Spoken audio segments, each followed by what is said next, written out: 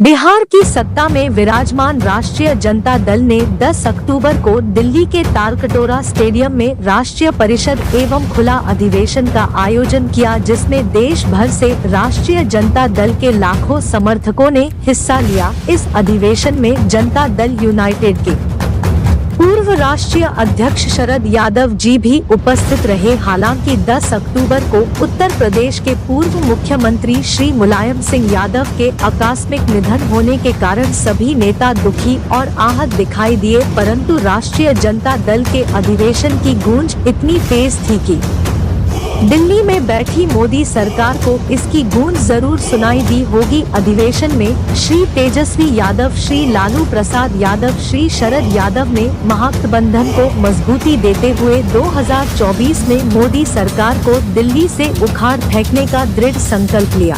जी के मानने वाले लोग हैं, अम्बेडकर जी के मानने वाले लोग हैं, उनके विचारधारा पर चलने वाले लोग हैं। इसलिए अगर कट्टरपंथ का कोई जवाब दे सकता है तो वो समाजवाद ही दे सकता है। और आप समझिए इन लोगों का बहुत एजेंडा है, तो हम ज्यादा कुछ ना कहेंगे।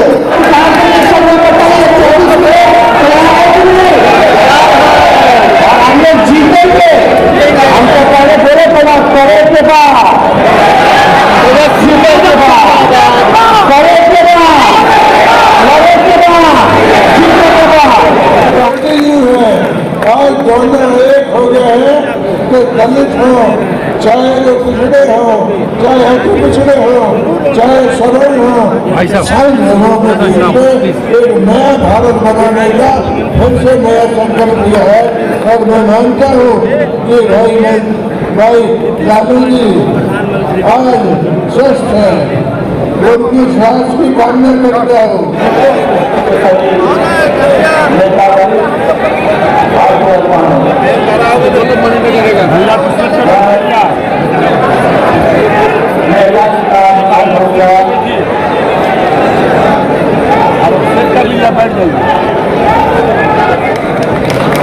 जैसे एक हमारे नेता उठ गए और आज उनके संगीत की रोशनी मैंने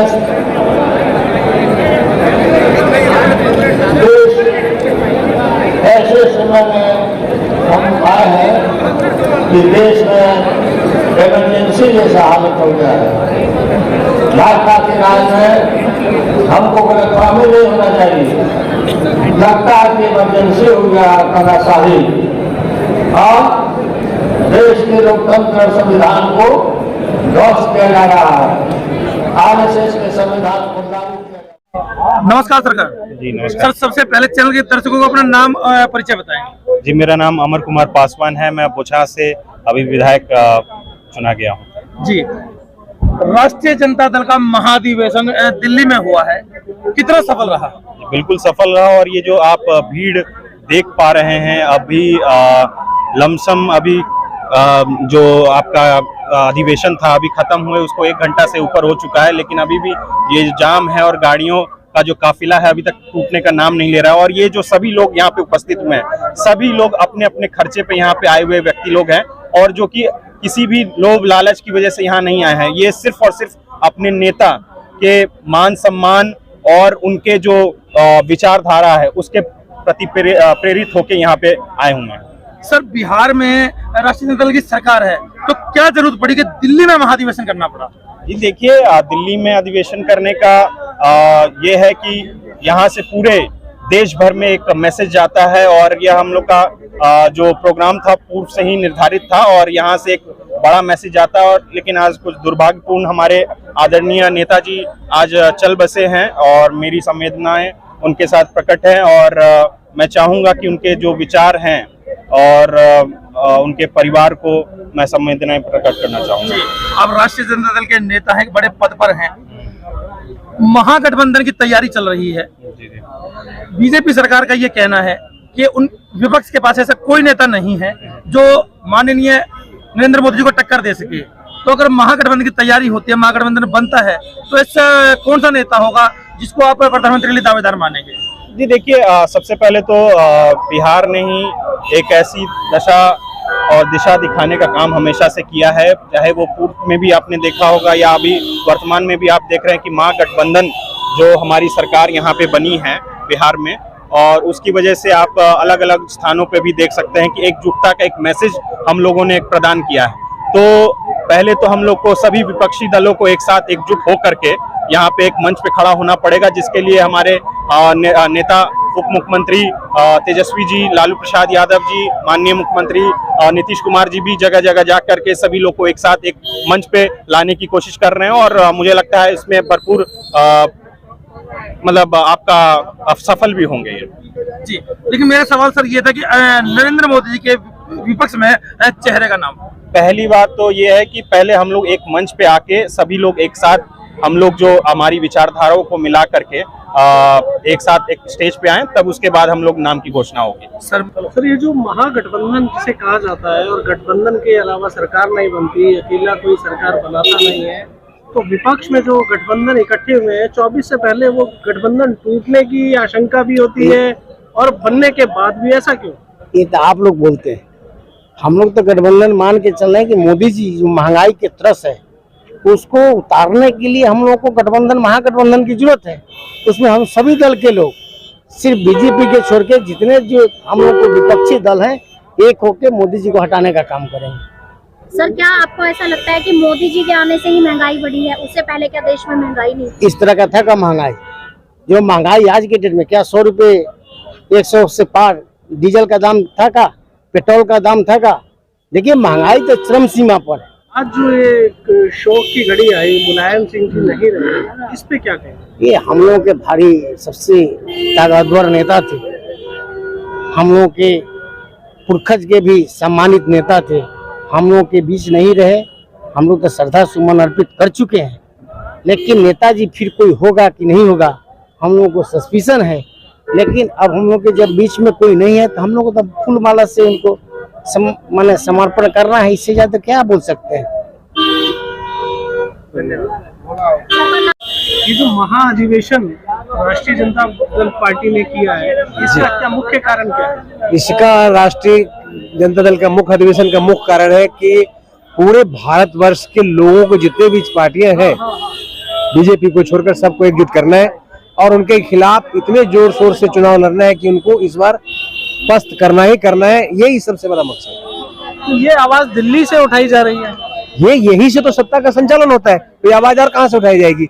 यहाँ से पूरे देश में आवाज जाएगी, कोने कोने में आवाज जाएगी और हम अपने मकसद में जरूर कामयाब होंगे। आपको लगता है जो मुख्य आदेश किया गया है उसके लिए यहाँ लालू जी और तेजस्वी जी और सभी गठबंधन के जो आए हैं मंत्री, उन सबसे जो एकजुट होने का कारण इसके अलावा भी कुछ रहेगा राजनीति में, या उसके अलावा साथ चलेगा? नहीं, इसके अलावा भी सब कुछ है। जो राष्ट्र की जितनी भी समस्याएं हैं उसी को देख करके ये महाअधिवेशन बुलाया गया और इसका सीधा सीधा लक्ष्य है कि हमको उनको मतलब लक्ष्य की प्राप्ति के लिए हम उनको हटाएंगे। उसके बाद हमारा लक्ष्य है, हमारे पार्टी का लक्ष्य है कि सब कुछ में सुधार होगा। इसी के लिए दिल्ली में आम आदमी पार्टी जो कार्य कर रही है उससे जनता संतुष्ट नहीं है? दिल्ली बिल्कुल संतुष्ट नहीं है, बिल्कुल संतुष्ट नहीं है। अब हमारा मतलब गरीबों का बल राष्ट्रीय जनता दल। सर सबसे पहले चैनल के दर्शकों को अपना नाम और परिचय बताएं। मेरा नाम जिलाध्यक्ष लखन कुमार प्रजापति, दिल्ली उत्तर पश्चिम। जी अध्यक्ष जी, मैं आपसे जानना चाहूंगा कि राष्ट्रीय जनता दल का जो महाधिवेशन आज हुआ है, तो देश के अंदर ऐसी कौन कौन सी पार्टियां हैं जो राष्ट्रीय जनता दल के साथ आकर महागठबंधन के लिए तैयार है? सारी पार्टियां महागठबंधन में राजी है बिहार में, सभी चाहे मोदी से परेशान है। इसलिए जितनी भी बीजेपी विरोधी पार्टियां हैं सारी राष्ट्रीय जनता दल के साथ आने को तैयार है। बिल्कुल। दिल्ली के अंदर अभी निगम चुनाव आने वाले हैं, नजदीक हैं, तो राष्ट्रीय जनता दल सिर्फ देश के में प्रधानमंत्री पद पर काबिज होने के लिए महागठबंधन कर रही है या एमसीडी को लेकर भी कुछ तैयारियां राष्ट्रीय जनता दल की हैं? एमसीडी के लिए भी है, राष्ट्रीय जनता दल एमसीडी के लिए भी लड़ रही है, सारे कार्यक्रम हो रहे हैं। तो ये माना जा सकता है कि जो दिल्ली में आगामी चुनाव है एमसीडी के, उसमें राष्ट्रीय जनता दल दिल्ली के प्रत्येक क्षेत्र में अपने पदाधिकारी उतारेगी। बिल्कुल उतारेगी। धन्यवाद। जी मैं रविशंकर कुमार, युवा राजद, मैं जाले क्षेत्र से आया हूँ, दरभंगा जिला से, बिहार से। मैं कहना चाहता हूँ जो राष्ट्रीय अध्यक्ष लालू प्रसाद जी ने जो वचन दिए हैं, हम एक एक वचन यहाँ से लेकर हम बिहार पहुँचेंगे और दरभंगा जिला में हम कोने कोने में जाएंगे, घर घर जाएंगे, गली गली में जाएंगे, एक एक माता और बहनों से और भाइयों से, चाचा से, चाची से समझाएंगे कि ये जो केंद्र में जो बैठे हुए सरकार है, जो देश को लूट रहे हैं, देश को बेच रहे हैं, उससे बचिए। और जो हम लोग कह रहे हैं उस पे आइए, यकीन कीजिए, युवा है, युवा आपको साथ रहेंगे और एक एक चीज की लड़ाई हम लोग लड़ते रहेंगे। ये राष्ट्रीय अध्यक्ष लालू प्रसाद जी का देन है। हम यहाँ से लेकर दिल्ली से संदेश जाएंगे और बिहार में एक संदेश पहुंचाएंगे कि 2024 में नरेंद्र मोदी जी को देश को गद्दी से हटा के ही रहेंगे।